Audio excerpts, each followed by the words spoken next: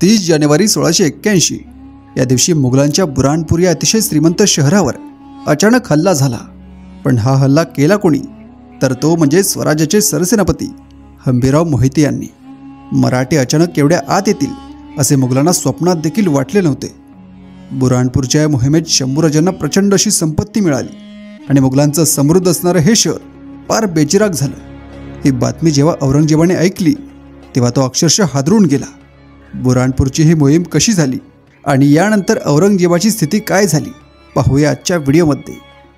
राज्याभिषेकानंतर एक मोठी मोहीम हाती घ्यावी असे शंभूराजांच्या मनात होतं। त्यांना हवी तशी भरभक्कम लूट मोगलांचं बुरहानपूर शहर लुटण्यावर मिळणार होती। बुरहानपूर हे मोगलांची अतिशय श्रीमंत व्यापारी पेठ होती। बुरहानपूर या श्रीमंत व्यापारी पेठेला लुटण्याची मोहीम आखली गेली। शंभूराजांनी ही मोहीम अर्थातच सरसेनापती हंबीरराव मोहिते यांच्यावर सोपवली। दिनांक 30 जानेवारी 1681 या दिवशी सरसेनापती हंबीरराव यांनी बुरहानपुरावर अचानक हल्ला चढविला। तिथे खानजान हा सुभेदार होता, त्याचा सहाय्यक होता काकरखान अफगाण। तो तिथल्या हिंदू रयतेकडून जिजिया कर वसूल करीत असे। तो कर वसुली अधिकारी म्हणून काम बघत होता। काकरखानाकडे फक्त 200 माणसं होती आणि हंबीररावांकडे 20,000 स्वार होते। हंबीरराव आपल्या हत्यारबंद सैन्यांसह 70 मैलांचे म्हणजेच 110 किलोमीटर अंतर तातडीने पार करून बुरहानपुरावर अचानक धडकले। बहादूरपुरा हा बुरहानपुरातील अतिशय संपन्न भाग होता। तिथे लक्षाधीश सराफ सावकार राहत असत। बुरहानपुरापासून बहादूरपुरा अवघ्या 3 मैलांवर होता। देशोदेशीचे जिन्नस, जड जवाहीर, सोने नाणे, रत्ने असा लक्षावधी किमतीचा माल तिथल्या दुकानातून साठवलेला होता। तो सगळा माल मराठ्यांनी लुटला। शहराच्या तटबंदीबाहेर बहादूरपुऱ्याप्रमाणे आणखी 17 पुरे होते, त्या सगळ्यांना मराठ्यांनी वेढले। बहादूरपुऱ्यावर मराठ्यांनी इतका अचानक हल्ला चढवला होता की तेथून एक व्यक्ती काय, एक पै हलवणं तिथल्या व्यापाऱ्यांना जमलं नाही। बहादूरपुरा लुटून फस्त केल्यावर मराठ्यांनी त्या पुऱ्याला आग लावली। त्या आगीच्या ज्वाळा जेव्हा आकाशापर्यंत पोहोचल्या तेव्हा ती आग बघून बुरहानपूरचा नायब आणि शहरातील नागरिकांना मराठ्यांनी हल्ला केल्याचं समजलं। हा हल्ला किती नियोजनबद्ध केला असेल। बहादूरपुऱ्याच्या तटबंदी बाहेरची 17 पुरे, शहराची तटबंदी आणि या पुऱ्यांमध्ये असं कितीसे अंतर असेल। आपल्या शहराच्या तटबंदी बाहेर लुटालुटीचे सत्र चालू आहे याची जराशीही खबर बुरहानपूरच्या सुभेदाराला लागली नाही। किती आश्चर्याची गोष्ट आहे, पण हे घडलं। इथे मराठ्यांच्या गुप्त हालचालींना दाद द्यायला हवी। तगड्या मराठ्यांचा प्रतिकार करण्याची ताकद काकरखानामध्ये नव्हती। त्याने शहराचे दरवाजे बंद करून तट, बुरुज, वेशी यांचा बंदोबस्त केला। शहराच्या तटाला लागून शहागंजपुरा, शहाजहानपुरा, खुर्रमपुरा, नवाबपुरा अशी 17 पुरे होती, ज्याच्यात लाखो रुपयांचा माल भरला होता। ही सगळी पुरे मराठ्यांनी कुठेही हात न काढता लुटली। नंतर त्या सगळ्यांना आगी लावल्या। क्षणापूर्वी विविध रत्न, मोती, माणिक, पैसे यांनी सजलेले हे पुरे आगीच्या भक्षस्थानी पडले। शहराच्या तटाला लागून राहत असलेले काही लोक आपल्या कुटुंब कबिल्यांसह शहरात गेले। ही समृद्ध असलेली सगळी पुरे मराठे मनसोक्त लुटत होते। हे लूट सत्र 3 दिवस चालले होते। मराठ्यांना प्रतिकार करणारे कोणीच नसल्याने त्यांनी ही भरपूर लूट केली।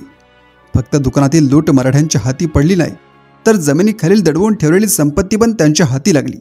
ही संपत्ती आपल्याच घराच्या जमिनीखाली होती हे बऱ्याच व्यापाऱ्यांना माहीत देखील नव्हतं। मराठे शहराची तटबंदी ओलांडून जाण्याचा प्रयत्न करत होते। शहरातील सगळ्या मनसबदारांनी वेशी, तट, बुरुज या ठिकाणी मोर्चे बांधले होते।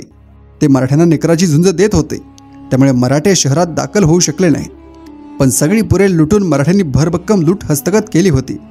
मराठ्यांनी लुटीतून सोने, चांदी, जड जवाहीर आणि मौल्यवान सामानच फक्त घेतले।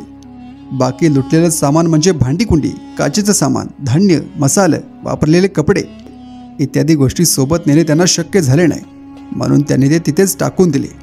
खानजान हे लुटसत्र घडलं तेव्हा औरंगाबादला म्हणजेच आत्ताच्या संभाजीनगरला होता। लुटीची बातमी कळताच ताबडतोब तो फर्दापूरच्या घाटापाशी पोहोचला आणि मराठ्यांची वाट बघत बसला। पण मराठे चोपडा मार्गे निघून 4-5 दिवसातच साल्हेरला पोहोचले। सगळी संपत्ती कोणत्याही प्रतिकाराशिवाय मराठे लुटून घेऊन गेले तर गेलेच, पण त्यांनी खानजहानला पण हुलकावणी दिली। या गोष्टीचा औरंगजेबाला राग आला। ही घटना औरंगजेबाच्या मनास खूप लागली। त्याने लगेच दक्षिणेत उतरायचं ठरवलं। औरंगजेब फक्त या लुटीमुळेच दक्षिणेत उतरणार नव्हता, तर त्याच्याकडे तिथल्या नागरिकांनी पत्र पाठवून आपली परिस्थिती विशद केली होती। काफरांच्या अंगात आता फार जोर आला। आमची सगळी संपत्ती नष्ट झालीच, पण आमची अब्रूही गेली। जर शुक्रवारचा नमाज बंद पडला तर यात नवल काही नसेल। दक्षिणेत काफरांचा बंदोबस्त करण्यासाठी मी स्वतः येत आहे, असे पत्र औरंगजेबाने खानजहानला लिहून आपला निर्णय कळवला. औरंगजेबाच्या दरबारातील अखबारीत बुऱ्हाणपुरातील लुटीबद्दलचा पुढील प्रमाणे मजकूर आढळून येतो.